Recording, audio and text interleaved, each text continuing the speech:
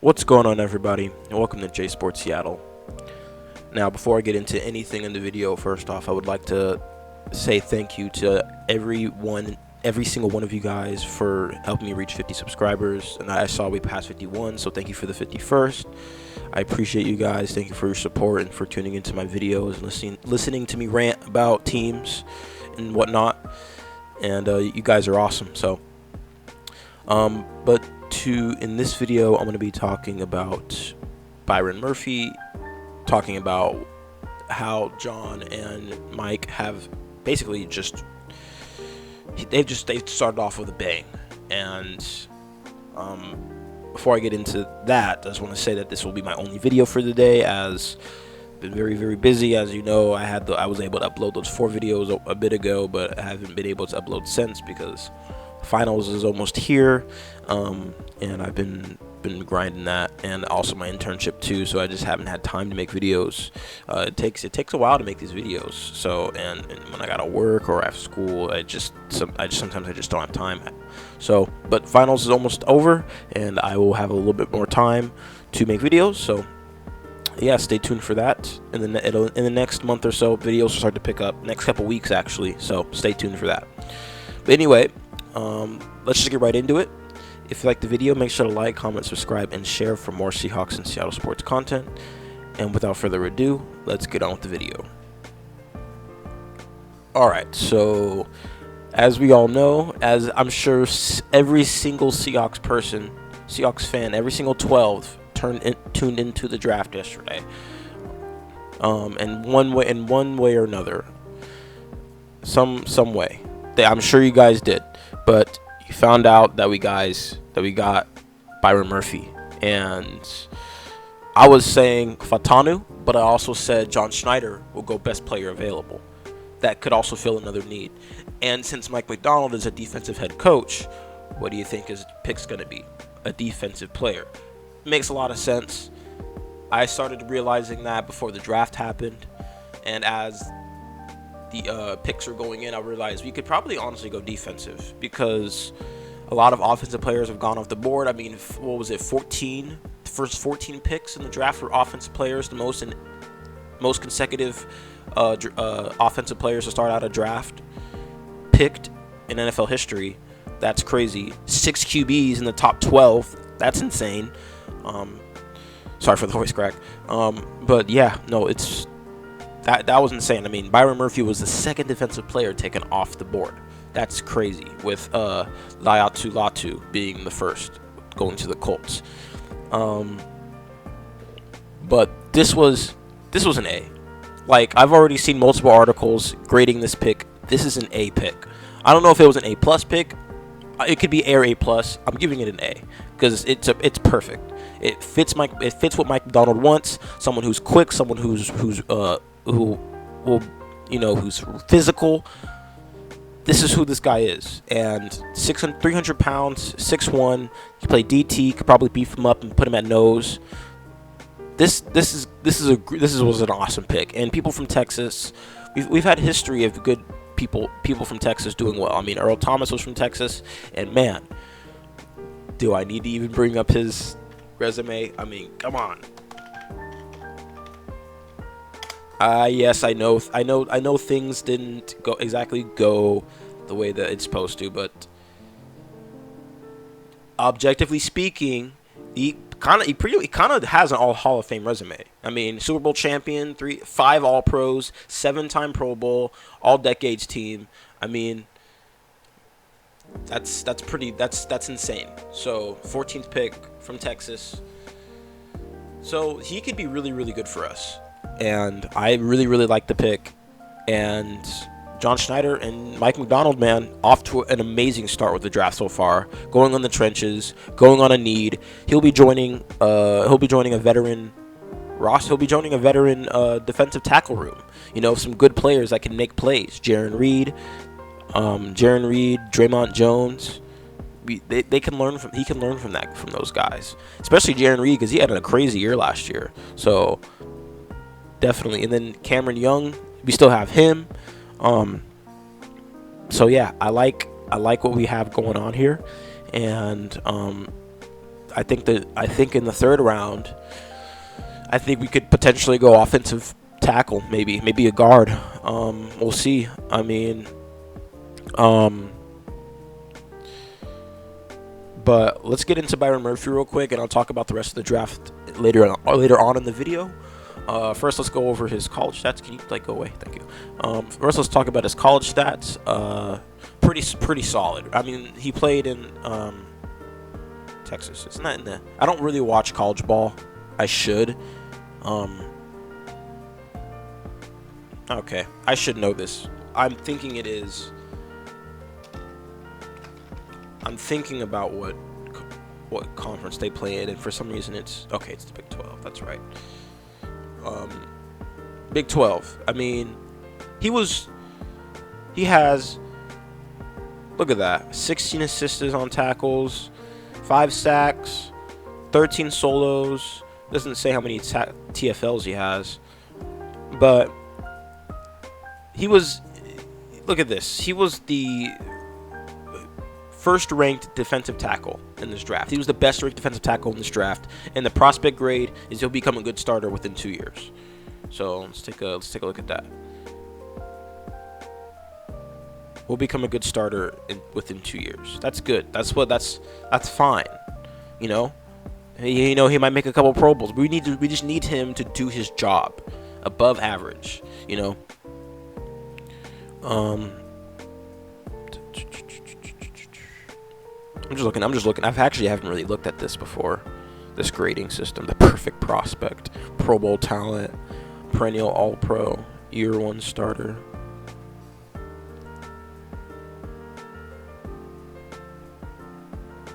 Boomer bust potential. He's just outside of the boomer bust potential grading, which is kind of weird how you would have that above. Will become a good starter in 2 years, but it makes sense. But 4.87 is pretty good speed for a defensive tackle, especially if you're 308 pounds. That's crazy. Well, it says he's 297 here, but I think he's probably going to beef up a bit. So, yeah, this guy, he'll definitely be quick off the edge. He will definitely be able to stop the run. They'll probably, at some point, if he develops, he could be able to draw double teams and allow other people to eat on the D-line. But this was an awesome pick, and I'm glad that we made this pick. And like I said, it fits Mike McDonald, and I love it. I absolutely love it. John Schneider, you're proving that it wasn't just Pete. It wasn't just you. It wasn't just a result of Pete telling you what to do on a draft. You actually know what you're doing, because John Schneider is now responsible for drafting. He said himself he is. Yes, like I said, Mike McDonald will have his input, and I'm sure John Schneider will, listen to Mike, and he'd be like, hey, you know what? I think you're right. Let's go get this guy. I'm sure he's like that, and that's cool. I'm sure Dallas Turner probably would have been good too, because we could have filled 2 spots, edge and middle linebacker or linebacker, because he runs like a 4.5 or 4.6. He is fast, and he could be really good in coverage. So, yeah, that is who we get for the 16th pick. I'm glad we did not trade back. If we traded back, that was fine. But honestly, like I said, John Schneider, he did John Schneider things. He picked the best player available again for the 3rd straight year. I mean, like I said, in year 1 after the Russell Wilson trade, we got Charles Cross, who was the best tackle available. And then year 2, we got to have the 2 first-rounders. We got the best corner available in Devin Witherspoon, and the best wide receiver available in Jackson Smith and Jigba. And then this year we have the best DT available. Like this, we are using our first round picks the way that you're supposed to. That's what you're supposed to do. You always get the best player available, and especially in this case, the best player available helps a need of ours. He was the best player available at his position, which was a need of ours. Boom, perfect, iconic John Schneider pick. I mean, I didn't watch the 2010 draft. I was really young. But I want to see if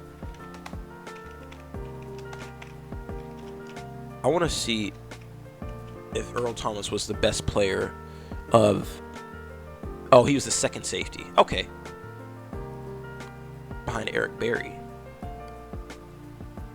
What in the...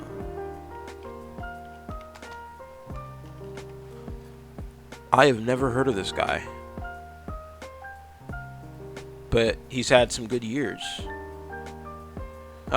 He was on the Chiefs. And I didn't really watch anything other than the Seahawks back then, but recently 2019 is when I really started watching more and more teams. Back then I really only watched Seahawks games, so I didn't really know who other people were. But he's a pretty good corner. He's a good corner. 3-time All-Pro, first-team All-Pro, 5-time Pro Bowl, 20th All-Decades team. Yeah, legit. That's valid. Safety, yeah, that is very valid. He had a very good career. Borderline Hall of Fame, comeback player, yeah. But yeah, I mean, John Schneider always goes for the best player or one of the best players available at a need, and that's what we did here. Good job, great job picking. He's almost closer. He's closer to the elite side. Very good job though. But moving on, mock draft for day 2 by CBS by Chris Trapasso. So as you know, we do not have a second round pick, so we will not have a second round pick barring a trade, unless we trade up. So we don't need to worry about that. But here are the third round picks. So as you know, we have one third rounder now. We did have 2, but we traded it to, as you know, we traded it to Washington for where is it? Yeah, there it is. Traded to Washington for Sam Howell.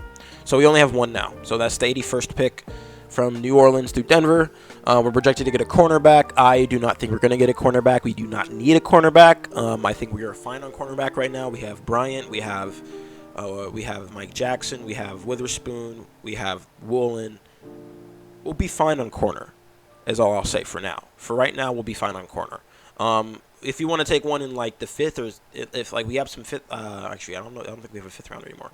If you want to take one in like the 6th round, sure, maybe, but I think maybe we'll go for a linebacker, or maybe we'll go for an offensive guard, because according to CBS NFL, going down to the NFC West, Seahawks offensive guard is our biggest need entering this upcoming draft. And sorry if you heard that.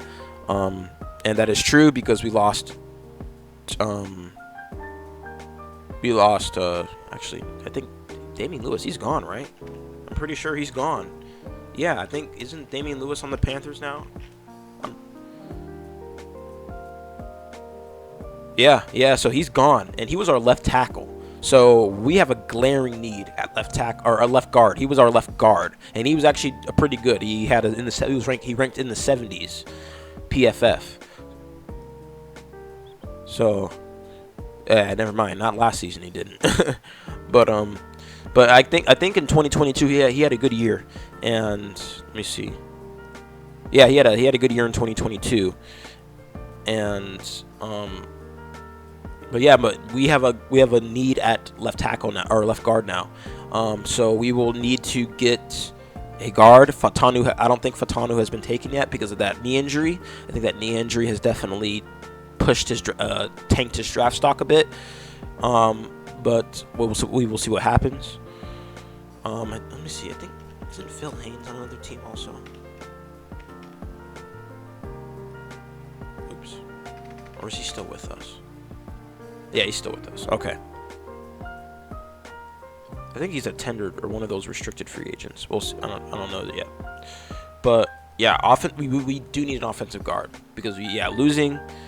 We did get George Fant, but he is a veteran. We need a younger guy. We need a homegrown guy. So definitely got to try to see if we can get a guard in the third or fourth round since we have fourth rounders. And yeah, I mean, I think we're gonna stay in the trenches. Obviously, I trust in Schneider as I'm happy with the Byron Murphy pick, so I trust in Schneider, and McDonald to make the right choices. So yeah, I mean, it looks so far it's looking very, very good for this draft. And as you know, the draft picks up later today at 5 p.m. Pacific Standard Time, which is also Arizona time, as we didn't move our clocks back or forward. But let me see if I can find biggest needs. Day 3. Search that up. Because I know there's day 2, but maybe there's some projected for day 3. There probably won't be. Here, maybe.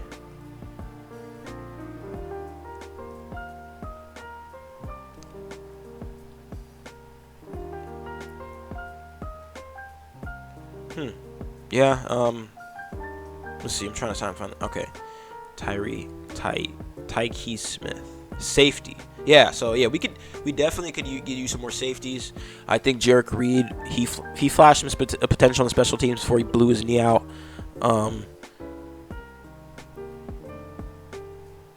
I kind of like that pick. We do need a safety, so I would be okay with that, but that's probably gonna be like a day 3 pick, maybe. Yeah, probably a day 3 pick, because third rounder, I feel like in the third round, barring a trade up to the second round, we will not be getting like Junior Colson or Edgerrin Cooper. Those guys are gonna be going in the second round. So unless we want them that bad, we will not be getting those guys. So. But I think that's all I have for this video.